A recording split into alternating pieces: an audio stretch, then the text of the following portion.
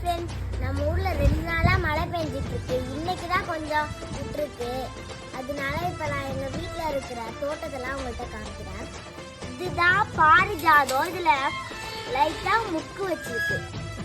இதான் சோத்துக்கத்தால மூஞ்சி நல்லா பளபளன்னு இருக்கிறதுக்கு இதை மூஞ்சில கடவுள்.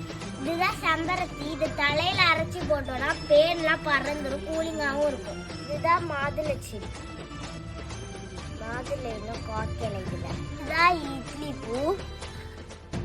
இது இட்லி மாதிரியே இருக்கும், அதனால இட்லி பூ. இதுதான் கத்திரிக்காய் செடி. கத்திரிக்காய் இதுல நேற்று காய்ச்சி இருந்துச்சு, யாரும் பறிச்சுட்டாங்க. இதான் ரோஜா பூ செடி. மலை மாடு மாரி வளர்ந்துருக்கு, ஆனா இன்னும் இதுல ரோஸ் பூக்கல.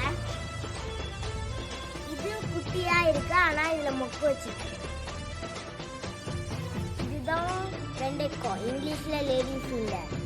இது பேர் தான் காக்கரத்தா பூ. எங்க ஊர்ல இதை காக்கரத்தா பூன்னு சொல்லுவாங்க. உங்க ஊர்ல என்ன சொல்லுவாங்கன்னு கமெண்ட்ல சொல்லுங்க. இதுதான் மொசு மொசு இலை. இத கசாயம் வச்சு குடிச்சோம்னா சளி, இருமல், தும்மல் எல்லாத்தையும் பட்டே கலப்பிடும். மறக்காம